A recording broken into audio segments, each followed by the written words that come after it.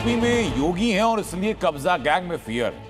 संभल में अवैध कब्जा हटाने के लिए जहां सर्वे चल रहा है, तो वहीं राजधानी लखनऊ में अवैध कब्जे पर बुलडोजर चल रहा है।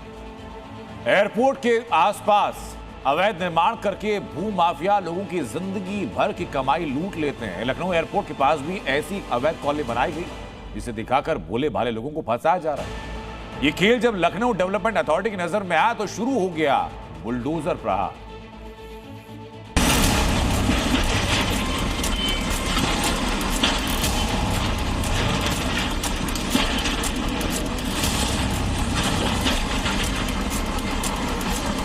बुलडोजर जैसी क्षमता और दृढ़ प्रतिज्ञा जिसमें हो वही बुलडोजर चला सकता है।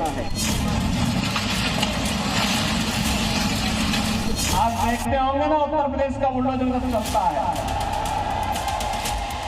अच्छे माफियाओं की गर्मी शांत कर देता है। एक तरफ विकास है और विकास के साथ साथ माफिया के खिलाफ बुलडोजर भी है।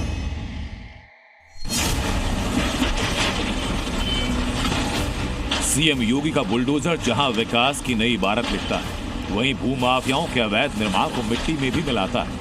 साल 2025 खत्म होते होते राजधानी लखनऊ में योगी के बुलडोजर का आजादी मार्च देखने को मिला।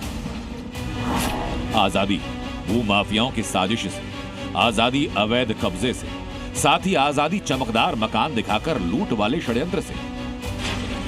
1, 2, 3, 4 और 5 न्याय के 5 योद्धा मैदान में उतरे तो अवैध कब्जे वाली कॉलोनी की नींवें हिल गईं।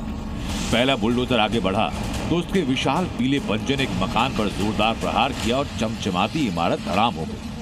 एयरपोर्ट के पास मौजूद अवध रेजिडेंसी में 21 अवैध रो हाउसेस को ध्वस्त किया गया है। आप यहाँ पर देख सकते हैं कि कितनी बड़ी संख्या में बिना एलडीए से नक्शा पास कराए, लेआउट पास कराए यहाँ पर अवैध रो हाउसेस बनाए गए थे। लगभग 1 साल पहले कार्रवाई की गई थी, इन बिल्डिंग्स को सील यहाँ पर किया गया था, लेकिन उसके बाद भी लगातार निर्माण यहाँ पर चलता रहा। अंततः नोटिस देने के बाद जब बिल्डर नहीं माने तो उसके बाद उनके ऊपर कार्रवाई हुई है। ऐसे ही बारी बारी 5 बुलडोजर ने 5 या 10 नहीं बल्कि 21 मकानों को ध्वस्त करके करीब 5000 वर्ग मीटर के अवैध कब्जे को मिट्टी में मिला दिया। जो अवैध रूप से बने हुए यहाँ जो बिल्डर्स ने बनाया हुआ है, जिन्होंने हम लोगों को फंसाया, भोली भाली जनता को, हम लोगों को जो मालूम नहीं था यहाँ पे, तो ये कार्यवाही सही है इस हिसाब से देखा जाए तो। हालांकि हम इस पे बहुत ज़्यादा कुछ कमेंट तो नहीं कर सकते, लेकिन इस वे में कि और दूसरे लोग ना फंसे यहाँ पे आके। यहाँ पे एक यानी घर लेने आए थे और किसी तरह हम यानी कि एक बहकावे में आके फंस गए हैं। जब हम फंस गए तो हमें पता चला कि यहाँ पे चीज़ें खराब हो चुकी हैं और आज की डेट में जो ये कार्रवाई हुई है, हम तो ये सही मानते हैं ताकि यानी जैसे हम फंस चुके हैं कोई और ना फंसे। जानकारी के मुताबिक लखनऊ एयरपोर्ट के पास इस अवैध कॉलोनी में 21 मकान बनाए गए, लेकिन निर्माण से पहले न तो लेआउट पास कराया गया, न ही नक्शे पर एलडी की मोहर लगवाई गई। एलडीए ने इस अवैध निर्माण के खिलाफ कोर्ट में अपील की और न्यायालय के आदेश पर इस बुलडोजर एक्शन को अंजाम दिया गया।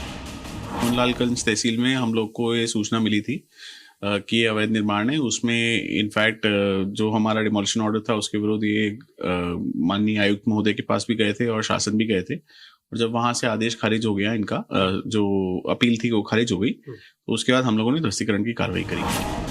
सीएम योगी का बुलडोजर मॉडल इतना हिट है कि दूसरे राज्य में भी माफिया की गर्मी उतारने के लिए बुलडोजर ही आता है।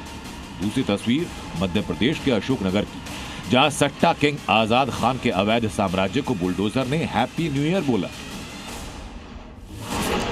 जिस इमारत को पीले पंजे चीर रहे हैं वो आजाद खान का होटल आजाद पैलेस है। दावा ये कि होटल कम और सट्टेबाजी का अड्डा ज्यादा था, लेकिन अब अवैध अड्डा मलबा बन गया। विधिवत 2 से 3 नोटिस नगर पालिका के द्वारा जारी किए गए हैं। इनको खाली करने के लिए पर्याप्त समय दिया गया। अवैध अतिक्रमण को तोड़ने की कार्रवाई की जाए। बुलडोजर एक्शन के दौरान सट्टा किंग आजाद खान का कोई गुर्गा बुलडोजर रोकने की हिमाकत ना कर सके, इसके लिए भारी पुलिस बल की तैनाती थी। 5 ड्रोन कैमरों की मदद से आसपास की निगरानी की गई।